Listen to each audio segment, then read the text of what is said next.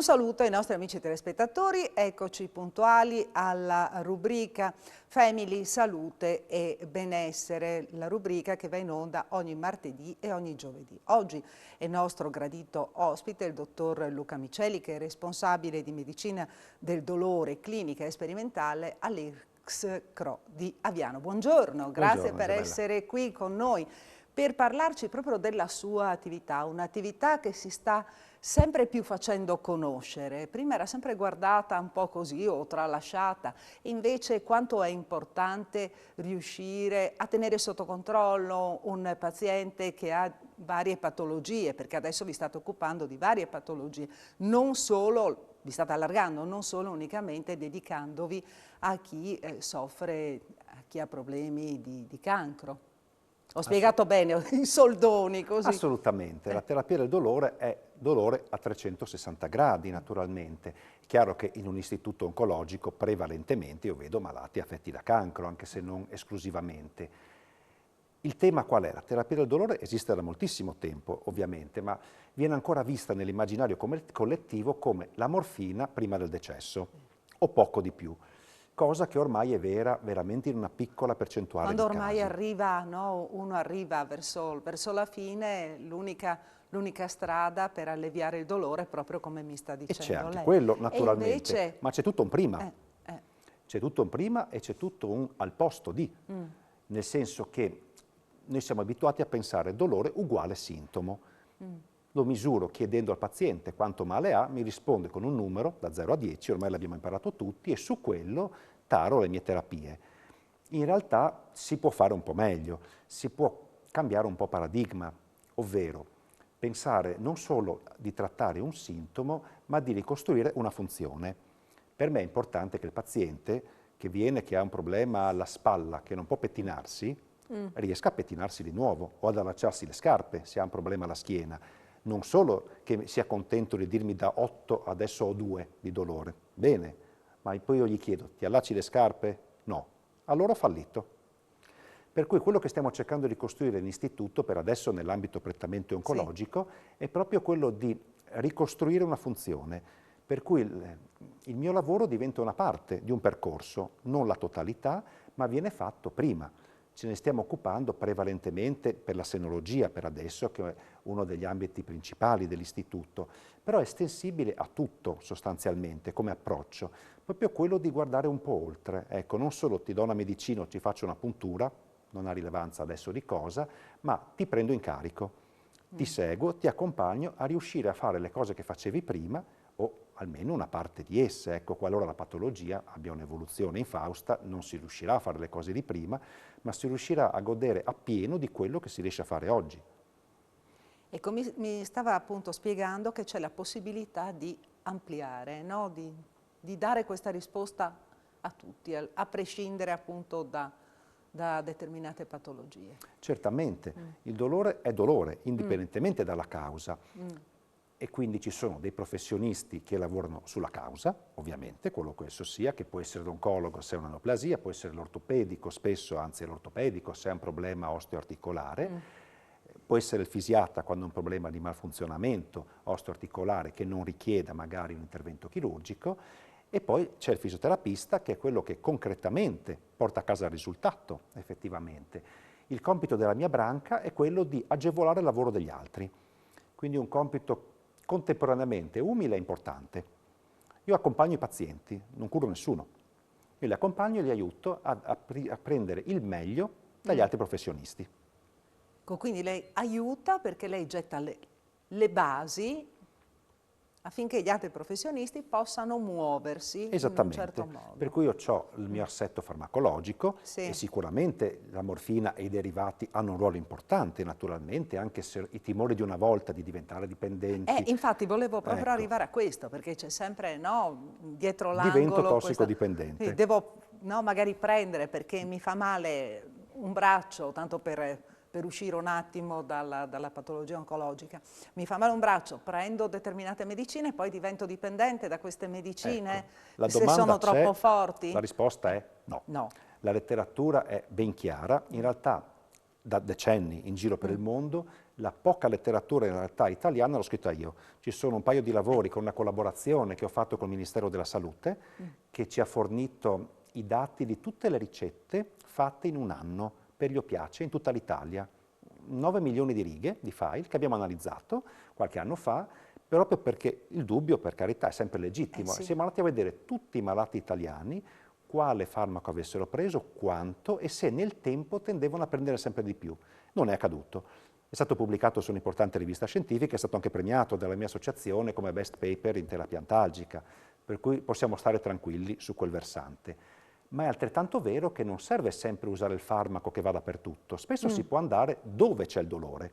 Sì, Mano, quindi piede, fare un schiena. intervento praticamente mirato. Sì. Esatto, Sì. e qui ci sono tecniche ormai moderne, sì. ma sdoganate, quindi non novità, in cui si creano dei disturbi elettrici, ad esempio, in corrispondenza di un nervo, lo rendono meno capace di trasportare al cervello la sola sensibilità del dolore per un certo intervallo di tempo, 6-12 mesi.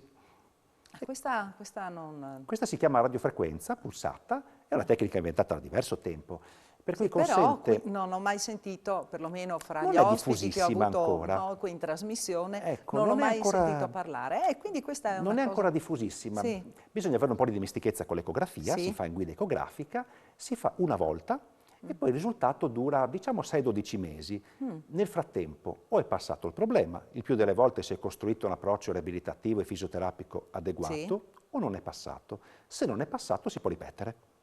Comunque è una tecnica sicura, relativamente semplice, ha pochissime controindicazioni, non ha costi mostruosi, è una cosa fattibile che offre il sistema sanitario comunque. Questo è interessante perché ci consente proprio di lavorare su dove c'è il problema e quindi di ridurre farmaci oppiacei che, per quanto non abbiano veramente questi pericoli di dipendenza, possono avere altri fastidi, possono dare magari stitichezza oppure un po' di confusione mentale. Ecco, anche questa è la preoccupazione, perché quando Sì. uno assume un farmaco ha paura sempre degli effetti collaterali che magari sono anche temporanei, no? Sì. Però sì, quando si va a leggere il bugiardino c'è di tutto. C'è di tutto, Il bugiardino di di più, tutto, non sempre. non si assumerebbe alcun farmaco. Esatto.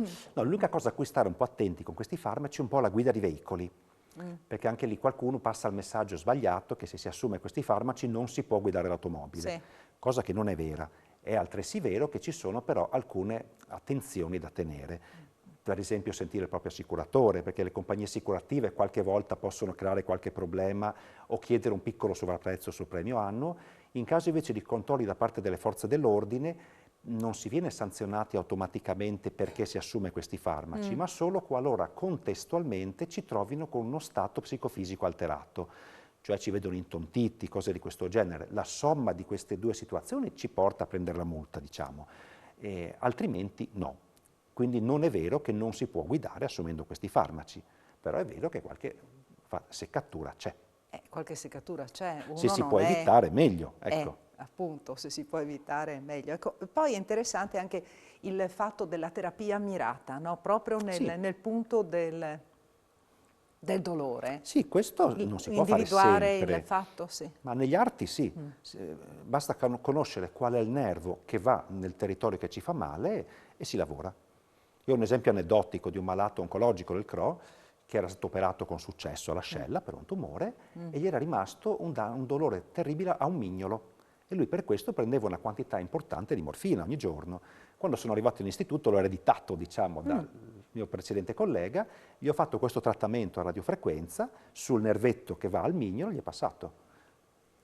Quindi come conseguenza dello svuotamento ascellare... Gli era rimasto, avevano toccato il nervo che è deputato a innervare il mignolo e questo aveva male da anni. L'intervento era andato bene, era guarito, per cui gli abbiamo fatto questo trattamento che abbiamo anche pubblicato, peraltro su un'importante rivista scientifica, perché era un caso un po' strano, e lui ogni 6 mesi per un po' di anni è tornato a farsi fare il trattamento al nervetto qua per il suo mignolo, senza prendere più oppiacei. Senta, com'è organizzato anche il tutto? Perché bisogna parlare di organizzazione. Certo. Sono coinvolte più figure professionali, sì. no? Allora, la parte logistica è tramite il CUP per appuntamento. Io curo la parte di terapia del dolore, però poi indirizzo, se c'è bisogno, ad altri specialisti i pazienti. In ambito oncologico riusciamo a gestire tutto in casa perché appunto abbiamo una collaborazione con l'Istituto in convenzione con noi di Roveredo, e abbiamo la dottoressa Bongiorno che viene da noi 2 volte alla settimana a seguire i pazienti invece che hanno problemi proprio oncologici, prevalentemente mammari. Per cui su questo lavoriamo assieme, nel senso che costruiamo la parte riabilitativa, Sì. ma anche la parte di terapia del dolore, che spesso è quello che limita la riabilitazione. Spesso non riusciamo a fare gli esercizi riabilitativi bene perché abbiamo male. E quindi voi, come mi diceva prima, preparate il Prepariamo campo, tutto. campo libero anche per chi deve venire dopo, per chi deve fare Il appunto, come in compito questo è caso, lavorare al fisioterapia. servizio degli altri. Senta, da quanto tempo c'è questa struttura ad Aviano? Ma la struttura c'era diversi anni, Da diversi anni, ma lei Io è la lì dirigo dal 2018. dal 2018. Sì. Quindi progressi anche in questi anni, per il futuro che cosa ci possiamo aspettare anche in questo campo? Per me il futuro in questo non è tanto la tecnologia Sì? della terapia del dolore, che esiste già, ma le cose più complicate hanno un utilizzo molto marginale numericamente, ma piuttosto l'interazione col mondo della riabilitazione. Quello per me è il futuro. Quindi in ogni campo, in ogni settore, cioè praticamente in ogni settore del dolore. patologia, come si diceva all'inizio della Esatto. trasmissione. Per me il futuro prossimo è costruire questa collaborazione, non solo dove lavoro io, ma in generale, proprio per mettere al dialogo questi 2 mondi. Sono 2 mondi che fanno 2 cose diverse, complementari, ma non si parlano molto.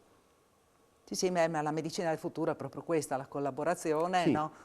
Praticamente cucire addosso il medicinale, la terapia, cucire Esattamente. addosso ogni persona e in più tutta una rete che collabori per riuscire a individuare prima la patologia e poi per trovare la terapia corretta. Esatto, non è ambito mio, lo vedrete poi appunto in un'altra relazione, ma in realtà noi stiamo costruendo un percorso personalizzato non solo basato sulla patologia che ha il paziente, ma sulla patologia di quel paziente, di quella paziente per adesso.